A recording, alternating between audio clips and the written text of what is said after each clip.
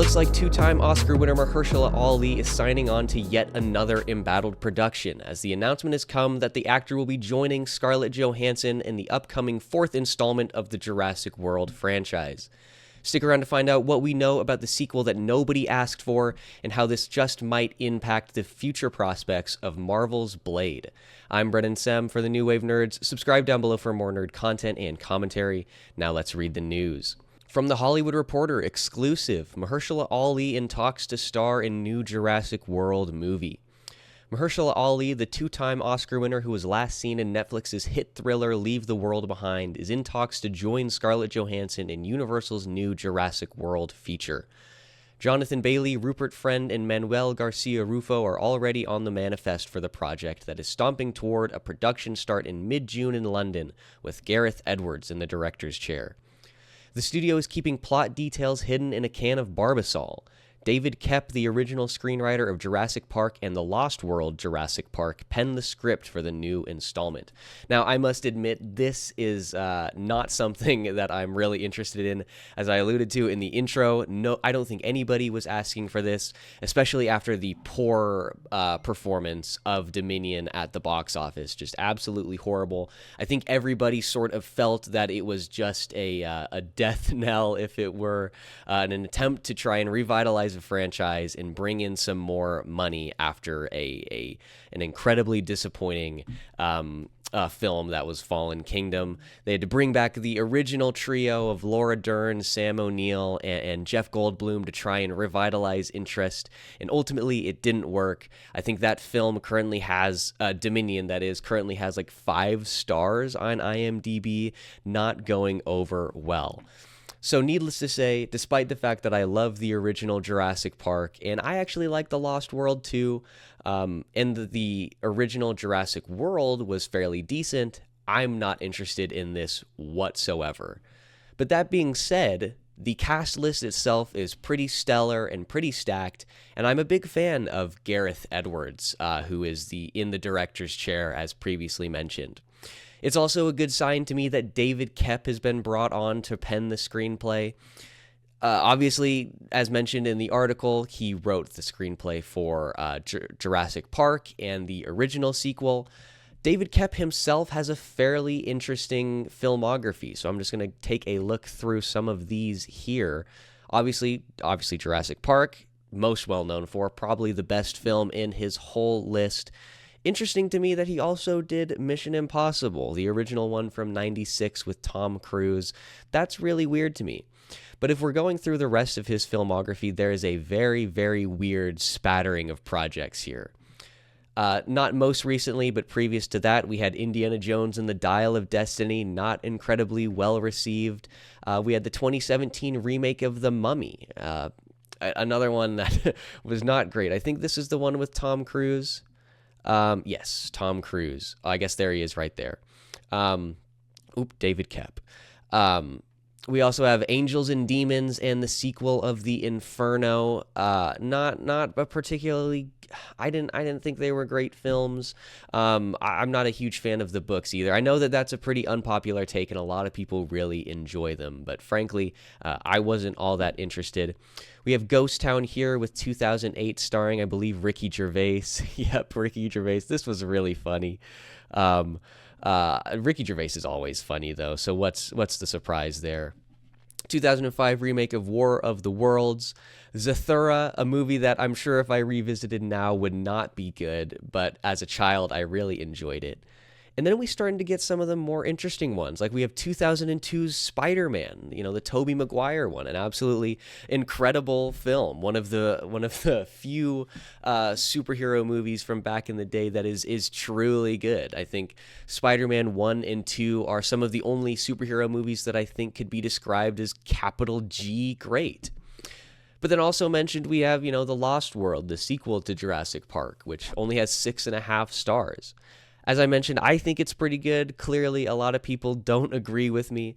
I don't think the last time I saw it, I don't think I have seen it since I was a child, so maybe I would disagree now. Or child is a little bit loose, because I think I probably watched it about 5 or so years ago. So I would have been, teenager. I probably would have, I probably probably still a pretty decent opinion. My opinion probably hasn't changed all that much. And then we have Carlito's Way, a Brian De Palma film starring Al Pacino, 7.9 stars out of 10, so presumably very good. Obviously, before that, we have Jurassic Park, and then Toy Soldiers, a film that I have not yet seen, but I believe my dad has put on the list for our My Father Before Me's.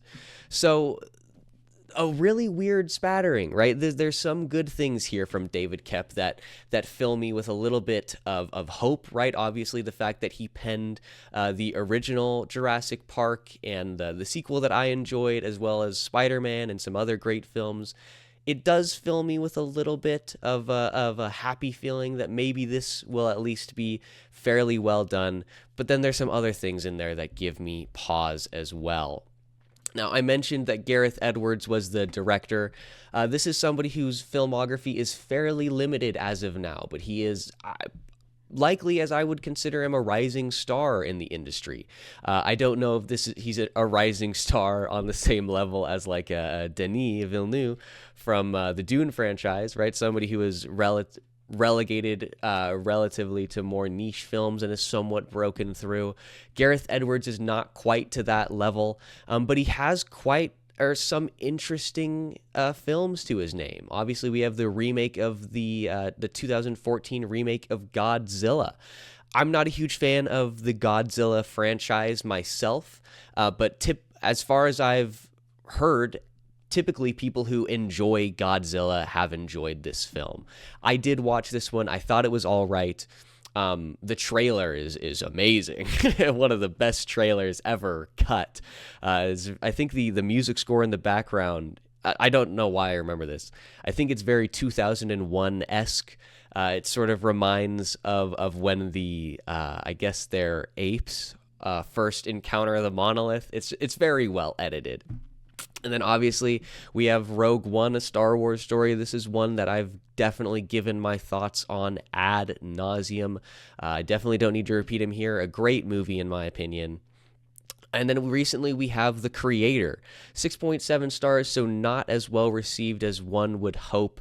But reportedly, this was made on a relatively small budget, and the effects did not appear as such. Apparently, the effects, it looked like they should have cost way more to make than they did. So these all bode well to me. Gareth Edwards, I think, has the chops to do a fun monster flick with hopefully some good effects. There are a few iffy aspects about his involvement in this film, though. Not necessarily commentary on him per se, but the circumstances surrounding his addition to the cast and crew. They cause a little bit of pause, let's say. So I'm going to come back to this article from The Hollywood Reporter. This was reported in February of 20th. So this is 3 months ago, 4 months ago now, because June. 3.5 because it's late February, but that's not important here. Jurassic World director found in Rogue One filmmaker Gareth Edwards. The studio was forced to conduct a speedy search after the quick coming and going of David Leitch. Those are the circumstances that give me pause. The speedy coming and going, and then the statements by Leitch afterwards. So really quickly, we'll run through this. Gareth Edwards is in talks to direct Universal's latest installment and forced to step into the shoes that were worn, if ever so briefly, by Bullet Train filmmaker David Leitch. Leitch, who directed the studio's upcoming Fall Guy action-adventure movie, was in talks in early...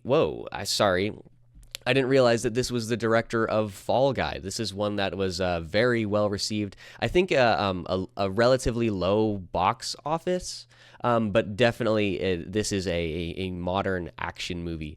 I think it was a low box office compared to like previous blockbusters, but it was a decent box office compared to recent projects that have been released. Leitch was in talks in early February to helm the project, but just days later, the two sides parted ways. became clear to Leitch that his creative input would be minimal due to the project's fast-tracked status, and because the producers wanted to wield a stronger hand after the experiences of Jurassic World Dominion. This would also have minimized the participation of his producing partner and wife, Kelly McCormick. Kelly McCormick, I think this is, that's the daughter, no, I'm sorry. That's a completely different name. The new Jurassic World already is several drafts in with the script written by David Koepp. So, like I said, obviously an embattled saga. This has gone through multiple director changes. The part that I really want to focus on here is Leitch's opinion that he thought he wouldn't have true creative freedom based off of the desire of the production company to wield a stronger hand. That doesn't bode well. I think in any circumstance, in any production, but especially in something like this, with an upcoming film that is now helmed by an upcoming director who I would like to see some more of his creative vision pull through, a director who I think has a lot of promise. I would like to see his creativity shine through.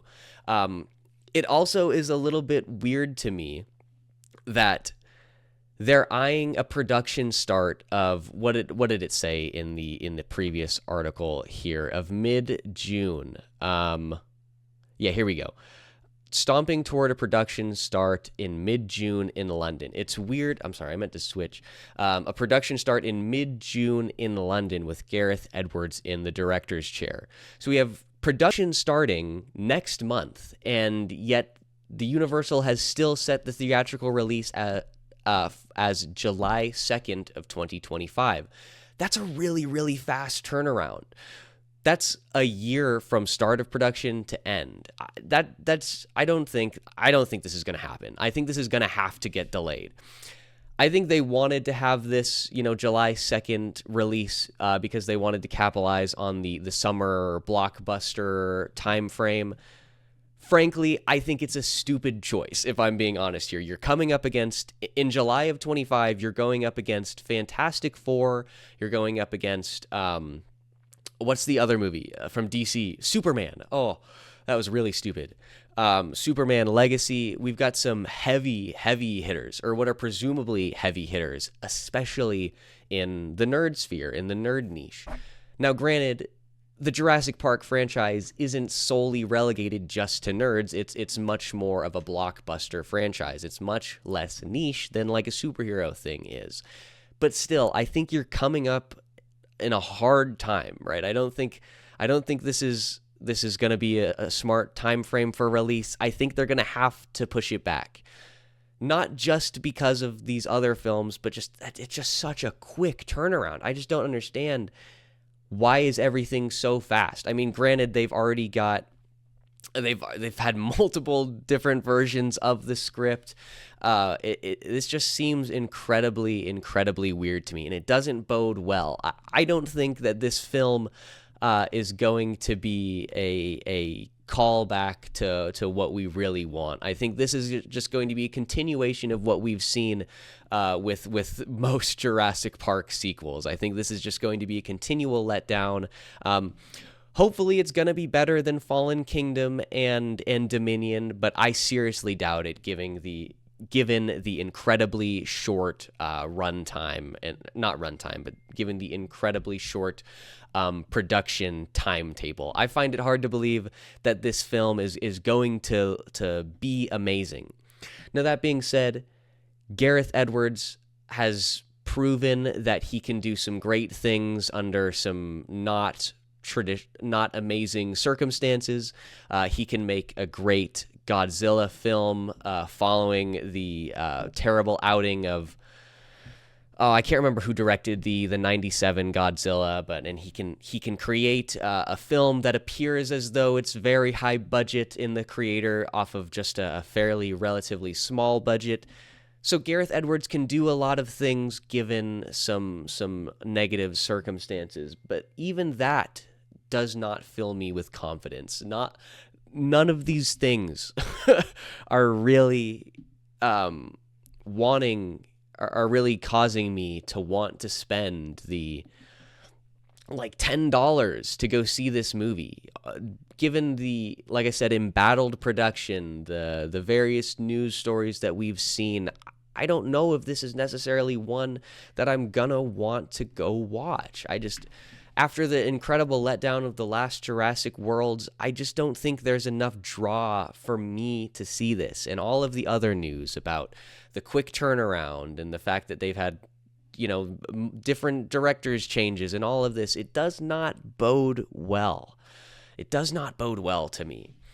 But it's one that I'll presumably end up going to see anyway. I'm sure we'll talk about it. It would be fun to go watch this and then do a retrospective of the entire Jurassic Park franchise. I believe this is the seventh in the franchise. Yeah, because we have Jurassic Park and then Lost World and then the third one. And then we've got the long span where we have, is it 2014 where Jurassic World came out? And then there's no way that's right. There's no way Jurassic World came out in 2014. Let's see. 2015. Wow, almost a decade ago? That's really crazy. That's really crazy to me. 2015. I didn't realize that it was so long ago. Wow. So when did Fallen Kingdom come out? Wait, I just clicked the same one again. When did Fallen Kingdom come out? 2018, and Dominion, I believe, was in 2022. Yeah, so 2022. So I mean, we're keeping in kind of with the same. Wow, sorry, I just got distracted. A 38 Metacritic score. That's really sad. Now, to be fair, I mean, the original Jurassic Park, I think, only had a Metacritic score of like 68.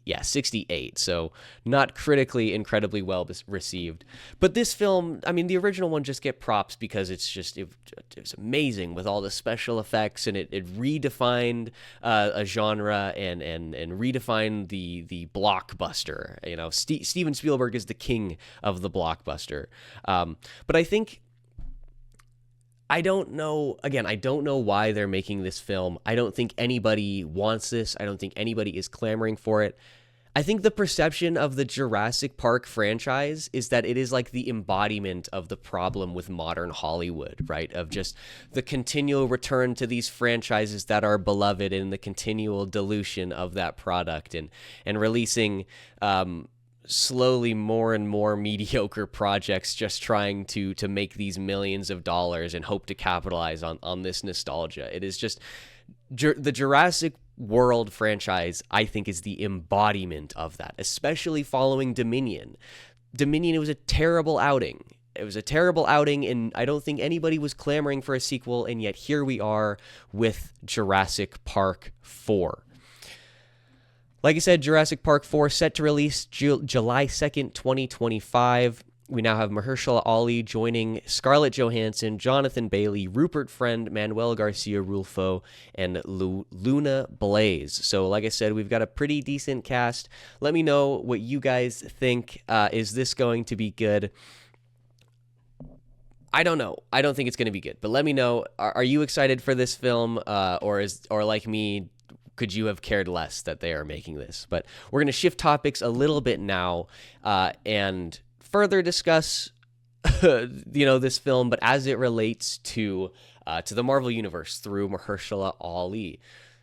Like I mentioned at the beginning, another embattled saga. Blade has gone through countless creative shifts and delays. After being announced in 2019, it was initially set to be released in November of 2023. It's obviously now June of 2024, and we have nothing. And production still seems to be at a bit of a standstill. So how does this relate to Jurassic World 4? I think, frankly, this is just going to mean the fact that Mahershala Ali is joining this. I think it means that we're not going to be seeing anything from Blade probably until 2026, to be honest. I think it means it's just going to get continually delayed again. While Mahershala Ali is filming for this, he's presumably not going to be able to be involved in the creative process of Blade, which he was reportedly added to with the most recent shakeup, right? He's directly added to the creative process, involved with the plans, involved with planning this upcoming film. So presumably those duties are going to have to be set aside while he's filming Jurassic World 4. Look, if I'm being honest, guys, I think the fact that Ali is moving on to different projects and doing other stuff, I think ultimately it just spells disaster for the MCU's Blade. Frankly, I think it means that either it's going to be completely scrapped, at the very least, it's going to have to be delayed again, given the embattled creative process. It does not bode well at all. In fact, there have been some rumors that the most recent penned idea, I guess, or the base story for the upcoming Blade was that it was going to be an ensemble cast led by females, and that Mahershala Ali's Daywalker was going to be sort of relegated to an advisory role. Now, if that happens, then maybe, if that's true, then maybe we wouldn't have to wait quite as long for Blade as we would have if he were truly the main character, right? Because if he's just a bit part as an advisory role, he doesn't have to be there all the time, necessarily involved directly in the creative process or in the filming. He can just come in every once in a while and go off and go do his other projects. Frankly, I don't think they're going to do that. I think that the outrage in the backlash would be absolutely insane. I think at this point, if they make a Blade movie and it doesn't center on Mahershala Ali's Daywalker, then I think that it's just going to absolutely flop and probably nobody's going to watch it. And so I do, as much as I find that unlikely, it's absolutely a possibility. And I'm just, to be honest with you guys, I'm really just waiting for the day that they announce that Blade's been canceled. I don't think it's going to get made at this point. I don't think it's going to get made. Like I said, it was announced 5 years ago. 5 years ago.